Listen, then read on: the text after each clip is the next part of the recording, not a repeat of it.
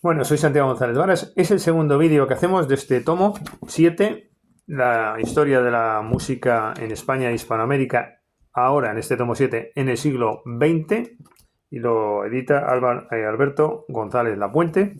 Y ahora vamos a entrar ya con los contenidos. Hicimos la presentación en el vídeo anterior. Bueno, aquí lo primero que se toca en el capítulo 1 es del modernismo a la modernidad, y es esa lucha característica siempre entre tradición, sobre todo hablando de artes, y sobre todo del siglo XX en este caso, pugna entre tradición y vanguardia. Se habla del modernismo en Cataluña especialmente, se cita a Santiago Ruseñol, al Palau de la Música Catalana, no se olvida la guitarra, y por referencia aquí a Granada, estamos en la página 48 del libro, y en una sección que se titula El marco intergeneracional, pues ya empieza a citar aquí figuras por todos conocidas, pero que de eso va la obra, ¿no? ¿De qué vamos a hablar en música del siglo XX, sino de los músicos del siglo XX? Pues Óscar Esplá. Estaba oyendo precisamente ahora hace un ratito la Sinfonía Aitana, ¿no? Y otras obras de Óscar Esplá. En Alicante tiene una calle muy famosa, una de las centrales, al ser un músico de esta localidad que acabo de citar. La joven generación, otra sección, primeros itinerarios. Muy a comienzo de los años 20, del siglo XX, se empezó a hablar del joven catalán Robert Gerard. Esta es una de las figuras, bueno, en radio, a mí me suena todo esto en parte gracias a Radio 2, ¿no? Las figuras que voy a citar, muchas de ellas están muy presentes en Radio Clásica, Radio 2.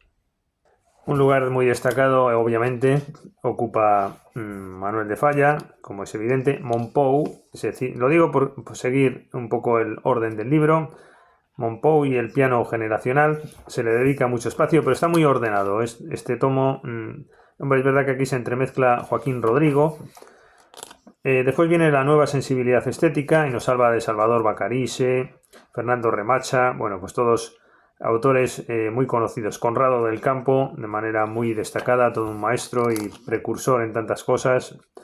Se cita aquí a Pau Casals. Yo casi nada voy a sobre todo a referirme a nombres, a Julián Bautista, Bacarise de nuevo, Ernesto y Rodolfo Halfter, después se citará a Cristóbal Halfter, Julián Bautista.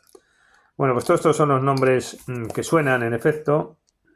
Es verdad que el autor corre el riesgo de olvidarse de citar alguno, ¿no? Sobre todo cuando entramos ya en una pequeña letra pequeña, y como nos ocurre a todos los que hacemos libros de este tipo a veces, ¿no? Pues después llega un momento, yo me acuerdo cuando hice un ensayo sobre la literatura alemana de la primera mitad del siglo XX, y al final ya, después de citar a los más conocidos, pues pones un listado de 2 hojas enteras, y en Hispanoamérica me pasó igual. En este libro que tengo aquí hubo un momento en que ya el descontrol al llegar al siglo XX fue absoluto, y no me quedó más remedio que simplemente citar la fecha de nacimiento, de defunción en su caso, y 2, 3, 4, en este libro fueron más, fueron igual 7 hojas ya de autores hispanoamericanos de finales del siglo XX, porque era abrumadora, ¿no?, las citas. Aquí corres el riesgo de que se te olvide alguno, es verdad. Me acuerdo de una anécdota, de no sé dónde veía, digo, ¿cómo no han citado a no sé quién? ¿Cómo no han citado a no sé cuál? Ya, bueno, pues son riesgos que corre el autor. Después de cada capítulo, la verdad es que está muy logrado este volumen sobre el siglo XX. Hay unas referencias bibliográficas buenísimas, porque muchas veces son de los propios compositores y después sobre los compositores, ¿no? Bueno, seguimos aquí en la sección, en el capítulo segundo o parte segunda, de la tradición a la vanguardia, música, discursos e instituciones desde la Guerra Civil hasta 1956. Se comenta que hubo mucha música tipo himnos, ¿no? Tipo himnos, La Falange, El Cara al Sol, Montañas Nevadas, etc. En el bando republicano también sus himnos. Bueno, oye, se comentan estas cosas también, ¿por qué no? Y ya se empieza a ver, según avanza el siglo XX, pues lo que Adorno comentaba y Ortega y Gasset, ¿no? Esa disociación entre el gusto de la gente y por dónde iba el gusto popular, que al final es el que acabó mandando y determinando. En una sociedad democrática es así, la soberanía popular determina la cultura, y esa disociación con la música culta, ¿no?, o clásica, etcétera. Bueno, aquí también habla mucho de Joaquín Rodrigo, como es lógico, concierto de Aranjuez, aunque sea también de Jesús Guridi. Estaba oyendo también ahora hace poco los cuartetos de cuerda. El número 2 me gustaba especialmente. El concierto vasco. Xavier Monsalvaje, sale aquí de nuevo, igual que Monpou. Se intercala una sección dedicada a Joaquín Ruiz Jiménez, diciendo que supuso una etapa de gran apertura en lo cultural y por tanto también en lo musical.